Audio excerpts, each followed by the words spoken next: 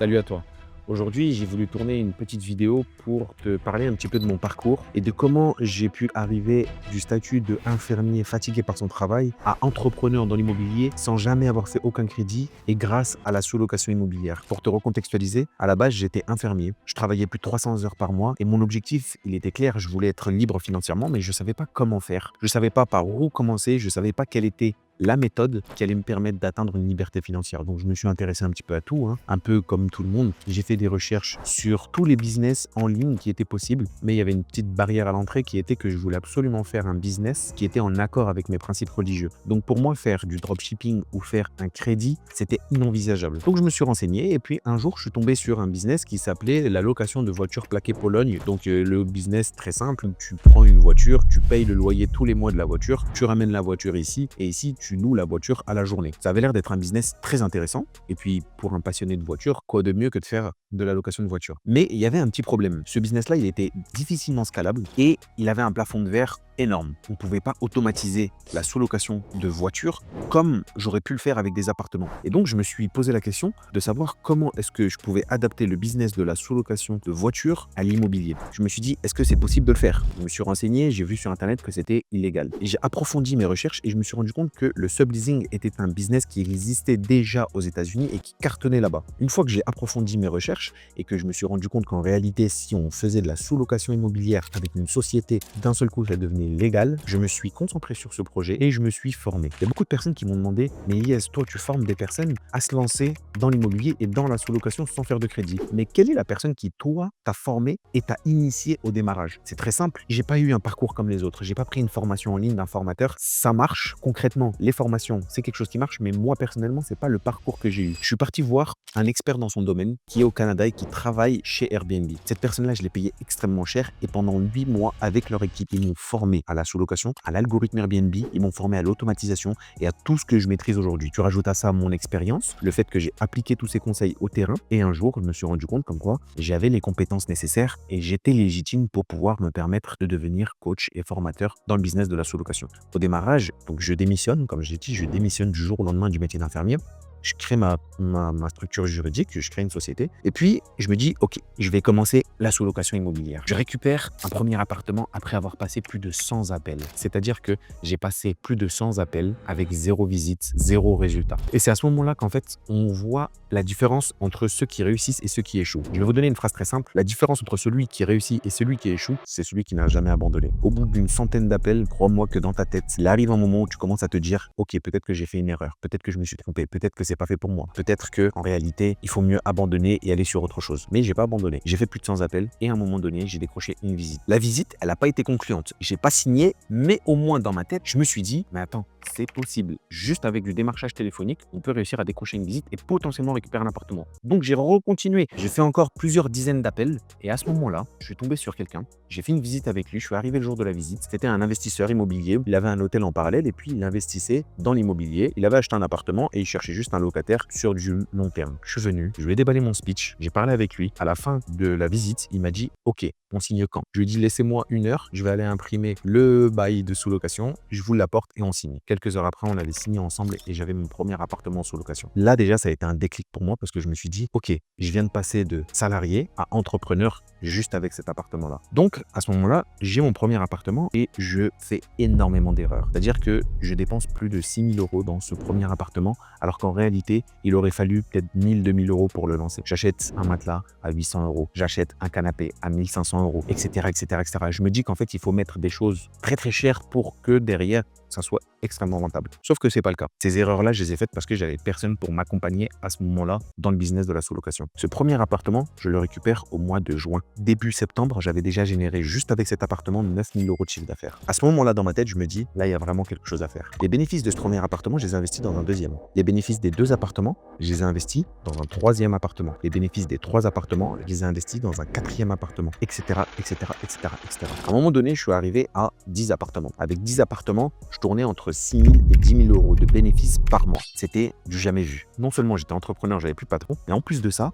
l'avantage énorme du business de la sous-location, c'était que j'avais automatisé mes appartements et que maintenant, j'avais plus rien à faire. Donc, 10 appartements, je faisais entre 6 000 et 10 000 euros de bénéfices par mois et je ne travaillais plus. C'est là que m'est venue l'idée de développer mon activité. Une fois que j'ai automatisé mes 10 appartements, je me suis rendu compte qu'en réalité, j'avais un réseau de contacts. J'ai arrêté le démarchage téléphonique et je faisais marcher le réseau de contacts. À ce moment-là, il y a un nouveau propriétaire qui était lui aussi investisseur immobilier qui avait acheté un bâtiment avec 11 appartements. J'ai pu signer avec ce propriétaire dès le premier jour 6 des 11 appartements. Chaque fois qu'un locataire sortait, je prenais un nouvel appartement, etc., etc., etc. Donc, je me suis retrouvé avec presque une vingtaine d'appartements en sous-location. Et puis un jour, il y a quelqu'un qui est venu me voir et qui m'a dit « Ok, moi je suis intéressé par le bâtiment là, t'en as combien ?» À ce moment-là, j'avais 8 appartements sous location, plus 3 nouveaux appartements qui devaient être signés le mois prochain. Je lui ai dit « Bah écoute, ce qu'on peut faire, c'est que je peux te vendre les contrats. Les appartements, moi, ils m'ont coûté tant, je te les revends tant. » Et donc, j'ai récupéré 30 000 euros. Je lui ai vendu 7 ou 8 contrats pour 30 000 euros, ce qui est totalement dérisoire puisqu'en réalité, la valeur réelle de ces contrats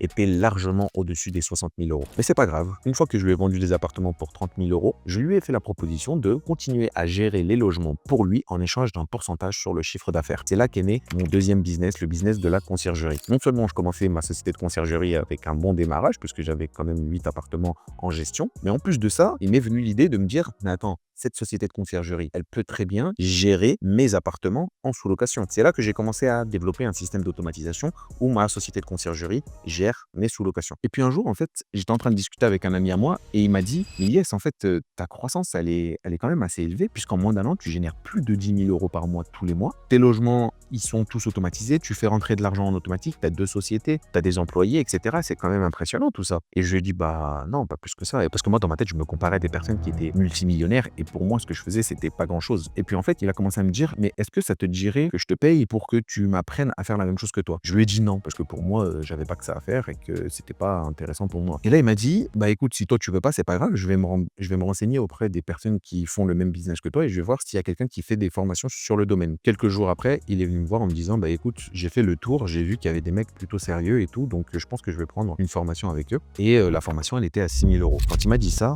m'a fait un électrochoc. Je me suis dit, il y a des gens qui font payer 6 000 euros leur connaissance. Et là, à ce moment-là, je me suis dit, mais s'ils font payer ça 6 000 euros une formation, c'est que derrière, ils doivent être quand même bien meilleurs que toi, ils doivent avoir des connaissances que tu n'as pas. Et puis là, à ce moment-là, je me suis dit, mais attends, avant de juger sans savoir, renseigne-toi déjà sur ce qu'ils proposent. J'ai regardé ce que chaque formateur dans le business de la sous-location proposait. Et là, à ce moment-là, je me suis dit, mais attends, lui, il vend ça 6 000 euros, lui, il vend ça 3 000 euros, lui, il vend ça 4 000 euros, alors que ce qu'il dit, ça représente même pas 20% de la connaissance totale sur le business de la sous-location. Et là, je me suis dit, mais imagine, Ilyes, si tu crées une formation qui est meilleure que toutes les autres formations et qui est moins chère que les plus chères des formations, dans ce cas-là, ça devrait marcher. Tout le monde devrait venir vers toi. Et puis, c'est comme ça que j'ai créé ma société de vente de formation. Au fur et à mesure, j'ai commencé les formations, j'ai commencé à apprendre à des personnes avec juste du coaching. Les personnes, elles ont eu des résultats qui m'ont choqué parce qu'il y a eu des personnes qui se sont lancées en 2-3 semaines et qui avaient déjà un premier appartement, ce qui était meilleur que ce que moi j'avais fait à mon démarrage. Petit à petit, tout l'organisme de formation s'est structuré. Aujourd'hui, on a toute une équipe qui travaille sur la formation. La formation vidéo est hébergée sur une plateforme, il y a une communauté, il y a des documents, il y a vraiment beaucoup de valeur dans ma formation. On a continué le coaching, mais bien évidemment, le prix du coaching a augmenté puisque au début, c'était moi qui le faisais un petit peu comme ça. Et puis, c'est comme ça que je me suis retrouvé avec ma troisième société, la société de vente de formation. Aujourd'hui, comme j'ai commencé la vidéo, vous pouvez le voir, je suis dans un bureau à Marrakech. Aujourd'hui, je suis à l'étape de ma vie où je développe une quatrième activité qui est une agence immobilière parce que je me suis dit dans ma tête, ok, voyons le schéma de la sous-location sous un autre angle. Nous, on vient et on loue des logements à des propriétaires. Mais je me suis dit que je pouvais faire encore mieux que ça. Je me suis dit dans ma tête, le parcours de l'immobilier, il est simple. Construire, vendre, louer. On va schématiser ça comme ça. Je me suis dit, yes, si tu construisais, acheter un terrain au Maroc, démarrer la construction d'un bâtiment, vendre des appartements ou des villas, et une fois que l'acheteur vient et qu'il l'achète auprès de toi, lui proposer soit un loyer parce qu'il va rechercher un locataire, soit lui proposer de gérer ses biens en location courte durée est-ce que je suis un expert dans le domaine ou alors s'il veut vivre dedans, dans ce cas-là, je lui aurais juste construit et vendu. Pour moi, l'objectif, il est simple. Si je veux vraiment finaliser le business complet de l'immobilier de manière générale, il faudrait que à terme, un jour, je puisse maîtriser ces 4 branches. Acheter des terrains, être capable de construire sur les terrains,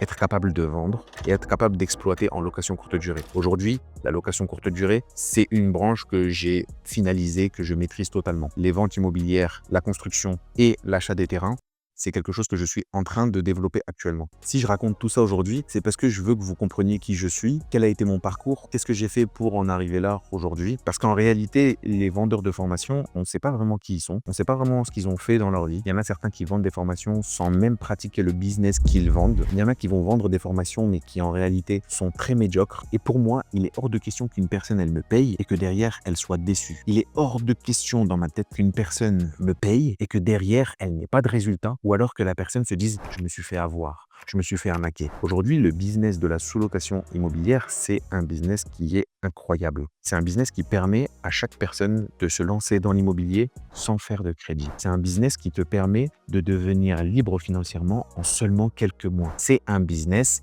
qui m'a permis à moi d'en arriver là où je suis aujourd'hui. Et si je te raconte tout ça, c'est pas pour être prétentieux ou pour me faire passer pour quelqu'un que je suis pas, c'est juste pour te montrer qu'en réalité, tout est possible. Si moi aujourd'hui, à 25 ans, j'ai pu en arriver jusqu'ici, alors que j'étais infirmier, que je travaillais en tant que salarié et que je ne savais absolument pas quoi faire, c'est qu'en réalité, avec de la motivation, de la détermination, n'importe qui peut y arriver. Donc pour te lancer à ton tour, il n'y a pas besoin en réalité de faire des recherches extrêmement approfondies. Il n'y a pas non plus besoin que tu te dises qu'il faut que tu aies fait des études en lien avec l'immobilier. Non. En réalité, la seule chose dont tu as besoin, c'est de passer à l'acte. Pose-toi les bonnes questions et la seule chose qui va te permettre d'atteindre tes objectifs, ça va être de passer à l'acte et de ne jamais abandonner. Bon, j'espère que cette vidéo, elle t'a plu. N'oublie pas de t'abonner, de mettre un like sur la vidéo si tu as aimé. Et puis surtout, si tu as des questions à me poser sur moi, mon parcours, mes business, la sous-location, etc., tu me les poses en commentaire et puis je pourrai y répondre dans une prochaine vidéo. Merci à toi et je te dis à très bientôt.